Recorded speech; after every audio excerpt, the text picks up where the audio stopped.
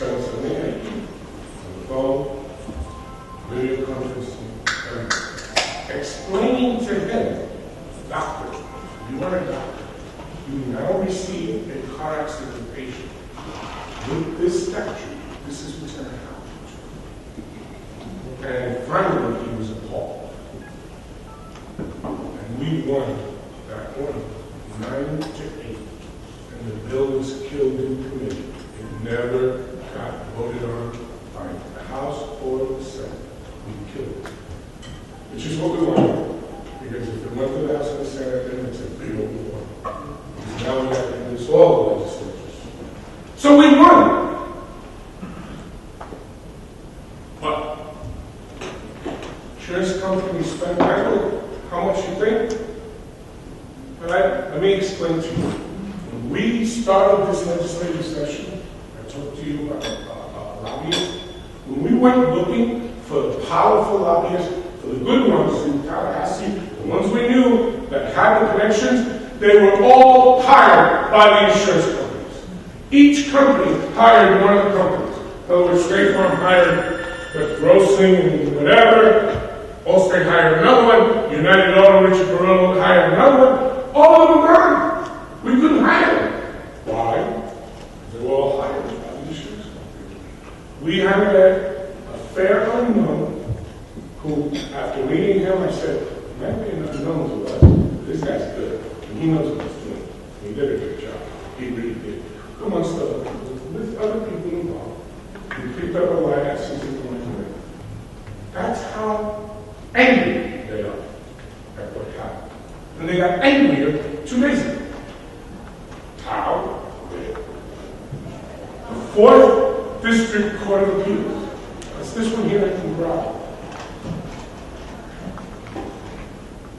Decided on a 2008 policy, 2008 accident, and 2008 treatment, that because the Medicare fee schedule was not in the policy language, they cannot pay Medicare fee. They have to pay 80% of the reasonable. Guys, that's a major win. Major, major. My people are going to come to you right now, my PIP people, and say, give me all those that you took Medicare fee thinking you could. We're going to check if the policy is not. If the policy doesn't say it, you get paid your 80% reasonable. Big, big, big. Now, that issue is in front of the 3rd DCA right now. What could happen negatively is this, that the 3rd DCA decided no in opposite of the 4th DCA. And then that creates a conflict in the state in between jurisdictions. In other words, Dade County, they could use it, Broward, it can't be like that. So what happens is that goes instantly to the state Supreme Court to decide who's right and who's wrong. We don't know what the 3rd is going to do. But since this one came out first, for the 3rd to do a conflict, they would have to really believe that the 4th is very wrong. The 4th's opinion is very good, very well reasoned, very good. Then we had custom. In November, the Florida Supreme Court decided a case that the 3rd DCA got wrong. And in that case, they said that examinations under oath, actually the case is about IDs, and we talk about IDs. The examinations under oath are not a condition proceeding. And does anybody know the difference between a condition proceeding and a condition subsequent? So I can explain to you what the difference is. A condition proceeding is this. It is something that must happen, that somebody must do before they get coverage. A report of the accident. That must happen. It's coverage, right?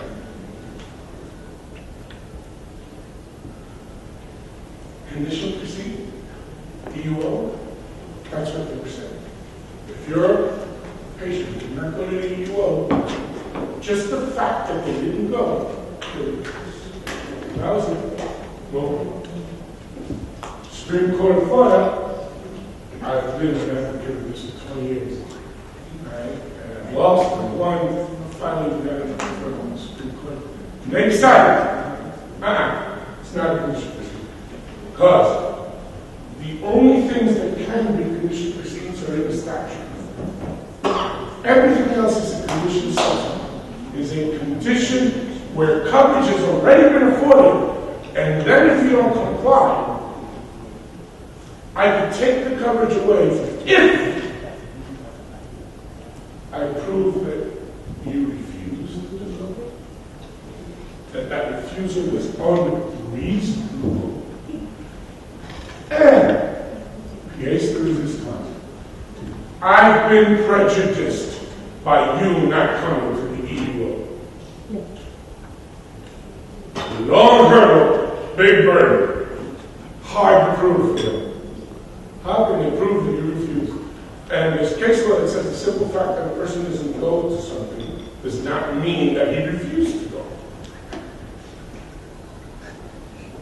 That is a big case. 2 days ago. What happened in Custer was, and to see how important, I want you to see how important. This was a United case. United Auto had a Custer case. They asked for a review. Okay? In 10 days, you asked for a review. There's a thing called amicus briefs in appellate law, and usually in street courts, which is, I am not part of this lawsuit, but I will be affected. And so as a friend of the court, I'm going to file a brief, show you law, to give you instruction, right? To make sure that everything goes out. There were 37 amicus briefs filed by the insurance companies in the state of Florida. 37. Every single one hired an attorney, okay, filed an appellate brief. And they were not part of that lawsuit. It was United Auto and Custer Medical Clinic, just like it. Okay? Yesterday, 6 o'clock in the afternoon, an order was issued by the Supreme Court of Florida denying the rehearing and striking the 37 briefs that didn't exist. It's done. It's won. Now, the legislature can put it back in the statute. They didn't do it this way. They will. So now, if you're patient, I'm not telling you your patient doesn't have to go, but I'm telling you, you don't lose completely if you do. Very important that my people can come out to you. Give me your cases that you haven't been paid because that person didn't go to the EUO. Come on. We're going to fight. We're going to get you paid. That's found money for you. This is what's real. And like I said, I couldn't, it was yesterday, so I couldn't do anything about the customer written because it was yesterday at 6 o'clock, where I received an email saying we won from the appellate attorney with that. Because we look on the document of the court, we've been waiting for this for a while, since November. So we look at the document every day and finally it came out. In other words, the court, we haven't received the order, we got it on the internet. We will. Please, help us. Help me with mine. Be a friend of mine, which is how you have to write a friend of mine. Why? Because we need to get ready for next year. We need to start, we need to be able to prove to legislators and senators that when we say we're going to give you $120,000, we do. All right?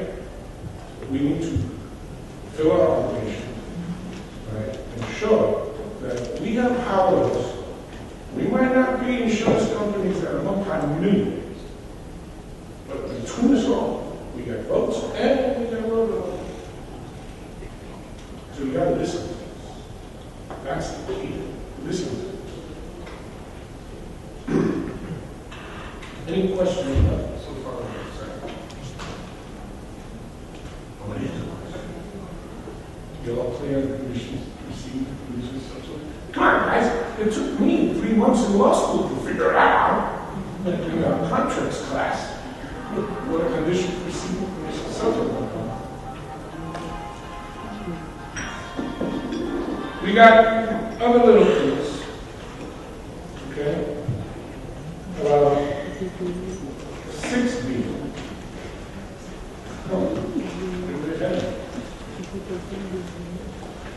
The statute provides that an insurance company may send you a letter requesting certain documentation. Okay? And that's under 6B, 73660. That has a certain legal effect. If the rules for the insurance company is, they must send you that request within the 30 days of they having to pay.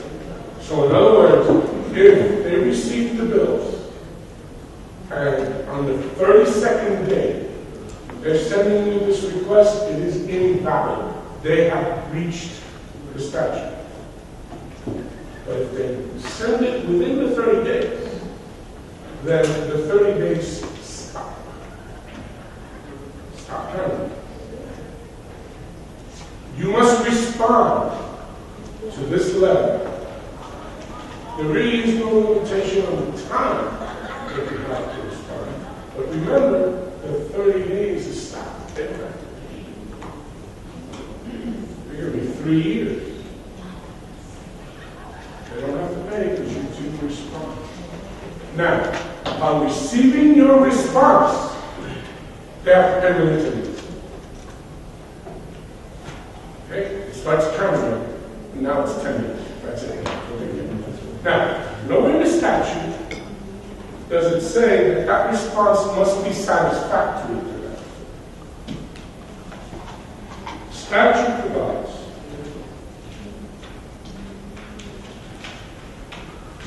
that you must provide one, the big thing is an affidavit from the doctor which states that all the treatment was reasonable, related, and necessary.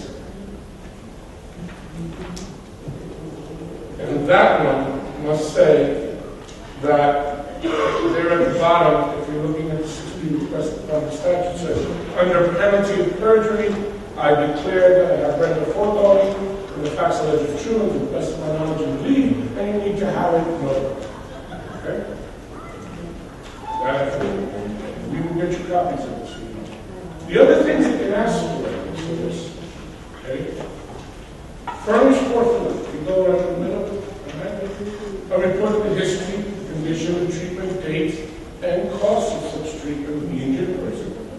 Why the items identified by the insured were reasonable in amount and medically necessary, and together with the sworn statement that these were reasonable and necessary and related to the cause. That's it. So they can get. They can't get the lease. No, they can't get copies of stock.